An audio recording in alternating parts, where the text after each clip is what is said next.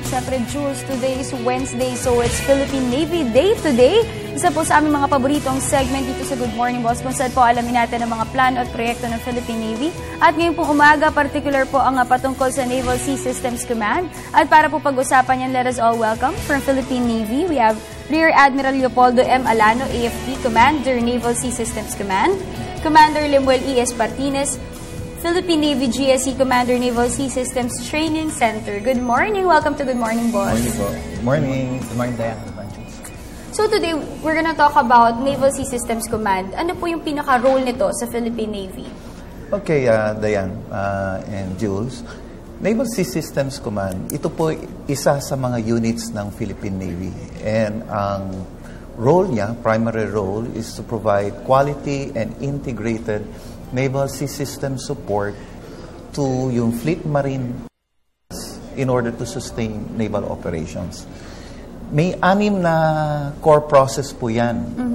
We have depot level maintenance, you have technical assistance, you have training, you have communications, electronics and system support, information system support, then you have research and development, and last you have what we call administration of field of specialty administration. Now, kung in layman's term, yung trabaho namin parang kasa para sa mga barko. Kunyari kotse, yes, kasa, may mga mekaniko rin gumagawa at nagre-repair. Yes, kami yung kasa, kami yung nag-hire, nagtitrain ng mga mekaniko. Kami ang nag-i-establish ng linkage between yung mga marines or yung mga barko sa ating leadership kay FOI, sa mga operations commanders. Similar that what happened in yung sa Yolanda, kami po were one of the first to establish communications in Tacloban. Alright. Okay, sir. Matanong ko naman po si Commander Lemuel. Since in line po with your mandate, before po namin matanong ko ano na po ba yung kalagayan, syempre, ng mga vessels mismo ng Philippine Navy, kamusta na po ba yung kalagayan nun ngayon? And then, ano po yung mga ginagawang hakbang ng inyong opisina para po ma-repair ito mga? In terms of repair, may 3 levels yan eh. So, from organizational level, ibig sabihin yung unit mismo ang magre-repair, yung mga tao niya.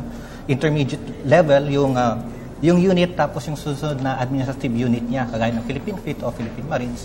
At saka depot level, o kaya yung sinasabi ni Admiral Alano, yung CASA repair. So kami, pag talagang extensive na yung requirement ng pag-repair niya, in terms of hull niya, yung weapons niya, upgrade ng mga systems niya, communications, etc. Sa amin yun. Sa amin yun. In terms of yung status ng mga barko natin, depende.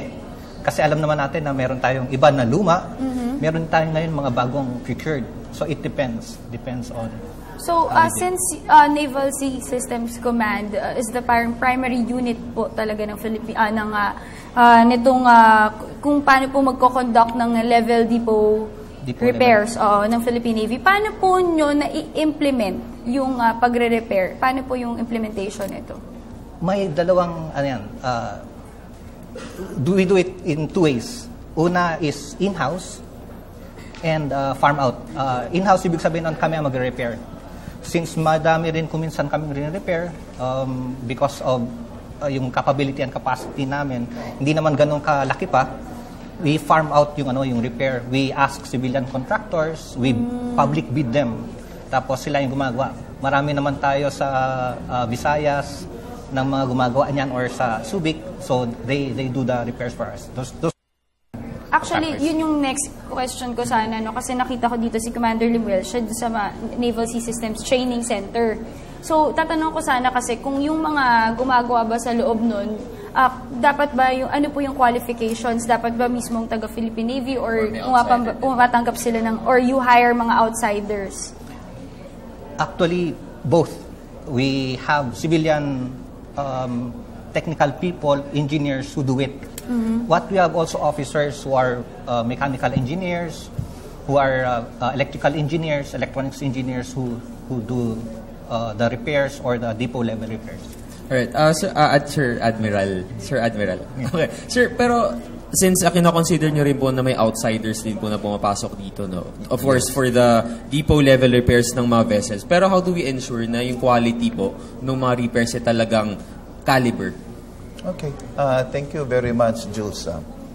In Naval Systems Command, we have 4 units, which is Yard, the Naval Combat System Center, the Naval Communication, Electronics and Information System Center, at yung Naval Research and Development Center. Lahat po itong mga units na ito, meron silang what we call a Quality and Reliability Assurance Office. So, sila po ang nag-check if the works that are being done in the different systems like hull, machinery, electrical, weapons, communications, electronics, or information systems ay nasa standard po ng industry or Navy standards.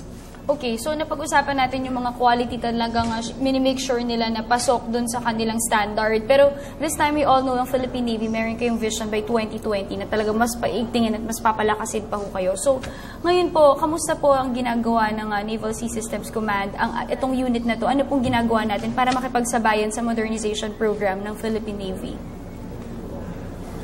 Sure. So, in the sail plan of the Philippine Navy, particularly on the balanced scorecard of our flag officer and command, Naval Sea Systems Command is basically involved in 3 strategic objectives, 3 particular areas. Providing highly competent and motivated professionals. Second, responsive naval support system. And third, up-to-date naval capability. So, ang aming mga strategic objectives, which is basically on a responsive and quality naval support systems that covers depot-level maintenance, technical assistance, and training, doon ito nakapasok sa naval responsive naval support systems. Then, also pasok doon is on a secured command and control. Ito, mahalaga ito kasi dapat laging in touch yung ating mga units from the lowest hanggang sa highest level sa ating hierarchy. Alright. Commander Lembel, last week daw po meron pong isinagawang acquaintance dinner kasama po ng NRDC at yung tinatawag niyo pong NRDC Triad. So ano po ba yung significance itong NRDC Triad and then ano po yung inaasahan natin dito po mula sa event na to? It's the Triad, the Philippine Navy Research and Development Cooperation Triad, is a cooperation between us, the Philippine Navy, the academe, those in the universities, technical schools, and those in the industry, our private businessmen, who will come together, who have already come together to provide support to the development of naval defense. It's sort of a bayanihan concept in which not only the Philippine Navy would do the naval defense of our maritime nation, but we will be asking the support. Actually, we do not have the monopoly of ideas. Using a term, ibang fields. The Philippine Navy does not have the monopoly of ideas. Okay. So that's why there is now a Naval Research and Development Cooperation Triad, us tapping the expertise of our academies, our professors, and the industry to help us in naval defense. So sir, actually many Filipinos watching here ay talagang Jules, no, talagang gusto nilang sumali sa Philippine Navy and some are really talagang jobless. So for the benefit of our viewers, siguro bigyan natin sila ng rundown kung mayroon po ba kayong job openings at dun sa mga interesado po na mag-apply. Lalo na maraming graduate ngayon. Oo, ikaw. It's Friday. Friday, graduation ni Jules. Okay, thank you, Diana. Actually, I am pleased to announce that meron tayong mga about 200 vacant positions ngayon. About 46 positions for salary grade 10 and above, and about 160 for those below. These people who would like to apply in the areas of engineers, naval architects, mechanical engineers, or people who are technicians in the areas of electronics could apply. And we have a website which we have the website, our Navy website, which is www.navy.mil.ph. Or we have also a Facebook account, which is www.facebook.com/Philippine Navy. Alright. Ulitin na lang po muna natin for those mga viewers natin na interesado po to apply. May mga job openings po ngayon ng Philippine Navy. Ito po, visit Philippine Navy website at www.navy.mil.ph or maaari nyo rin po bisitahin ang kanilang Facebook account, facebook.com/Philippine Navy for more information. At syempre, nako Jules, isa na naman yan sa maraming natutunan natin tungkol sa Philippine Navy at ang kanilang nagagawa at ang kanilang mga ginagawa programa para mas mapaigting pa ang Philippine Navy. So, thank you so much for joining us this morning. That was Rear Admiral Leopoldo M. Alano, AFP Commander, Naval Sea Systems Command. And of course, Commander Lemuel E. Espartines, Philippine Navy GSC, Commander Naval Sea Systems Training Center. Thank you. Maraming salamat po. Thank you.